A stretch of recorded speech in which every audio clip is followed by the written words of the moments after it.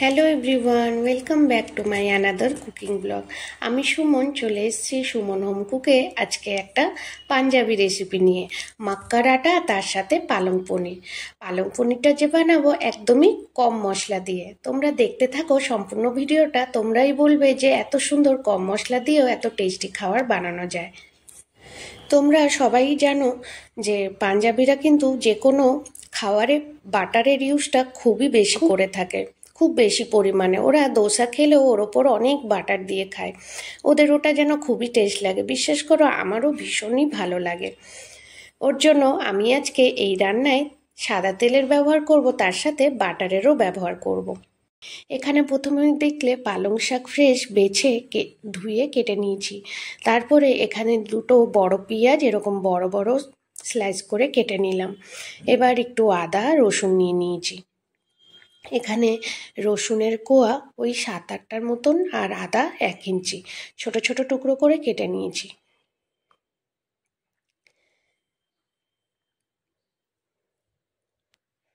এবার একটা টমেটো এখানে কেটে নেব। টমেটোটা একটু বড় বড় করেই কাটবো। সব কিছু বড় বড় করে কাটার কারণ এগুলো আমি প্রথমে একটু ফ্রাই করে তারপরে আমি গ্রাইন্ডিং করব ওর জন্য। এখানে দুটো বড় বড় কাঁচা লঙ্কা আর দুটো শুকনো লঙ্কা, তার সাথে 7-8টা কাজু, আর নিয়েছি দারচিনি, এলাচ। কড়াইতে সাদা তেল দিয়ে দিলাম পেঁয়াজের টুকরোগুলো। একটু হালকা ফ্রাই করে নিয়ে ওর মধ্যে দিয়ে দেবো আদা কুচি আর রসুন। এবার ওগুলো একটু হালকা ফ্রাই করে নেব। তার মধ্যে দিয়ে দেবো টমেটো কুচি আর যে দুটো কাঁচা লঙ্কা, ওগুলো একটু ভেঙে ভেঙে দিয়ে দিলাম। তারপরে ওই যে কাজু, ওগুলোও দিয়ে ভালো করে আবার ফ্রাই করব।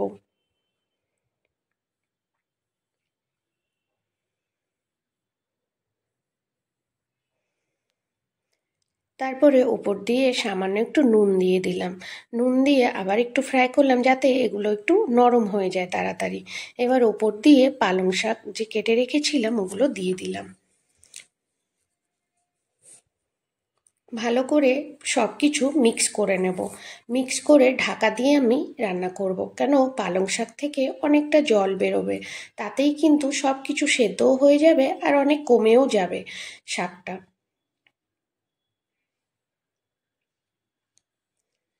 নিচ থেকে ওপর এরকম আস্তে আস্তে মিক্স করে নিচ্ছি। তারপরে এটা ঢাকা দিয়ে চলে যাব। আজকে এর সাথে আমি বানাচ্ছি মাক্কার আটার পরোটা। তার জন্য প্রথমেই একটা কড়াইতে নিয়ে নিলাম 1 কাপ পরিমাণ মাক্কার আটা। এই মাক্কার আটা কিন্তু যে কোনো গ্রসারি শপে বা শপিং মলে পেয়ে যাবে। এবার জল দিয়ে ভালো করে এরকম গুলিয়ে নেব একটা বেলনা কাঠি দিয়ে। এখানে গ্যাসের ফ্লেমটা আমি সিম করে রেখেছিলাম। ভালো করে মিক্স করে নেব। বেলনা কাঠি দিয়ে করলে একটু সহজ হয় প্রসেসটা। এবার ঢাকা দিয়ে গ্যাসের ফ্লেমটা অফ করে রেখে দেব। ওর মধ্যে আমি 1 চিমটি নুন মিশিয়েছিলাম। তারপরে ওখানে ঢাকা দিয়ে চলে এসেছি এদিকে দেখতে যে দেখো কি সুন্দর শাকের থেকে জলটা অনেকটা শুকিয়ে গেছে। আর এটাকে ঢাকা দিয়ে এবার রেখে দেবো কিছু সময়, পুরো ঠান্ডা হতে দেব। এবার এখানে 200 গ্রাম পনির নিয়ে নিয়েছি। পনিরটাকে লম্বা লম্বা স্লাইস করে কেটে নেব। অনেকে পনিরটা ব্যবহার করো কাঁচা অবস্থায়, কিন্তু আমি এখানে হালকা একটু ফ্রাই করে দেব। যারা কাঁচা কাঁচা পনির খেতে ভালোবাসো তারা দিতে পারো পালং পনিরে কাঁচা পনির। আজকের যে রেসিপিটা কেমন লাগবে তোমাদের সবাই জানিও কমেন্ট করে। ভালো লাগলে চ্যানেলটিকে সাবস্ক্রাইব করে লাইক ও শেয়ার করে দিও। এখানে যে পালং শাকের মিশ্রণটা ওইটা আমি একটা জারে গ্রাইন্ডিং করে নিয়েছিলাম হালকা একটু জল দিয়ে। এবার একটা কড়াইতে নিয়ে নিলাম তেল। তেল দিয়ে ভালো করে আমি যে পনিরগুলো ভেজে নেব, তার জন্য তেলের মধ্যেই আমি দিয়ে দিয়েছিলাম হলুদ আর একটু নুন দিয়ে ভালো করে একটু হলুদ হলুদ করে ভেজে নিয়ে তুলে নেব। ওই তেলের মধ্যেই দিয়ে দেব তেজপাতা আর ওই যে গোটা গরম মশলা, দারচিনি, এলাচ দেখিয়েছিল ওটা একটু থেতো করে দিয়ে দিয়েছি। তারপরে দুটো শুকনো লঙ্কা এমনি ভেঙে দিয়ে ভালো করে একটু ফ্রাই করে নেব যতক্ষণ অবধি একটা মিষ্টি সুগন্ধ না বেরিয়ে গেছে। এবার ওই তেলের মধ্যেই দিয়ে দিলাম পালং শাক বাটা। গ্রাইন্ডার জারে যে বাকি বাটাটা লেগেছিল ওর মধ্যে একটু জল মিশিয়ে আমি মিক্স করে দেব এর মধ্যে। এবার ভালো করে একটু কষাবো। ওপর দিয়ে পরিমাণ মতো নুন আর হলুদ দিলাম। হলুদটা দেওয়ার কারণ কালারটা কিন্তু খুবই সুন্দর হয়, লাস্টে দেখবে পুরো ডিপ গ্রিন কালার হয়ে গেছে। এবার ভালো করে মিক্স করতে থাকবো খুন্তি দিয়ে। তোমরা অনেকেই আমার ভিডিওটা দেখো কিন্তু লাইক করো না। সবাইকে অনুরোধ করলাম একটা অন্তত লাইক করে দিও যারা যারা দেখছো, আর কমেন্টও করে জানিও কেমন লাগলো, তাহলে ভীষণ ভালো লাগবে আমার। এবার কড়াইতে আর বাকি যে জলটা ছিল ওইটা দিয়ে তারপরে দিয়ে দিলাম পনিরগুলো। পনির দিয়ে এবার হালকা একটু বয়েল করেই আমি রেখে দেব। ওপর দিয়ে সামান্য একটু চিনিও আমি দিয়ে দেব।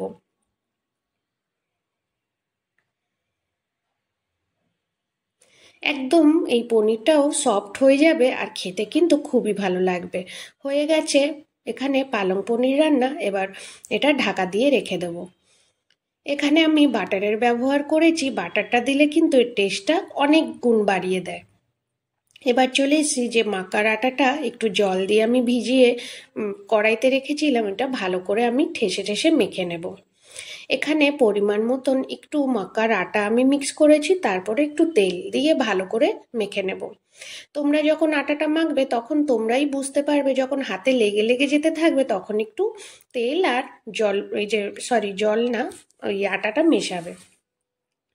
এবার ভালো করে ঠেসে নিয়ে এরকম গোল গোল লেচি করে নেব। খুব সুন্দরভাবেই লেচিগুলো হয়ে যাচ্ছিল, হাতেও আটা লাগছিল না। যারা যারা বাড়িতে বাচ্চাদের রুটি পরোটা খাওয়াও, তারা চেষ্টা করবে মাঝে মাঝে মাক্কার আটাটাও খাওয়ানোর। মাক্কার আটাটা কিন্তু খুবই ভালো শরীরের পক্ষে। এবার ওই মাক্কার আটার গুঁড়ি নিয়ে এই যে লেচিগুলো বেলে নেব একটু পাতলা পাতলা করে। একটু সাবধানে বেলবে, কেন এই আটাটা খুবই নরম হয়ে থাকে। এক এক করে আমি বেলে নেব আর ভেজে নেব। এখানে আমি পরোটা যখন ভাজবো তখন আমি বাটারের ব্যবহার করব। তোমরা চাইলে রিফাইন তেলের ব্যবহার করতে পারো। তবে যারা যারা জানো, যারা পরোটা বা এই পালং পনির এই কম্বিনেশনে একটু বাটারের ব্যবহারটা করলে টেস্ট কিন্তু আরও গুণ বাড়িয়ে দেয়। পাঞ্জাবিরা সবসময় বাটার দিয়ে কিন্তু এগুলো সার্ভ করে থাকে, এই খাবারগুলো, যেমন মাক্কার আটা বা বাজরার আটা। তোমরা দেশি ঘিও এর মধ্যে ট্রাই করতে পারো, তবে আমার যেন বাটার দিয়েই বেশি ভালো লাগে।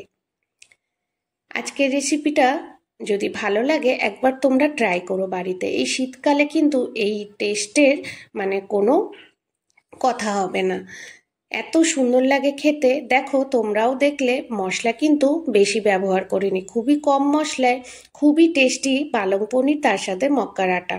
ওপর দিয়ে একটু দিয়ে দিলাম স্লাইস করে পনির আর পারাটার মধ্যে বাটার।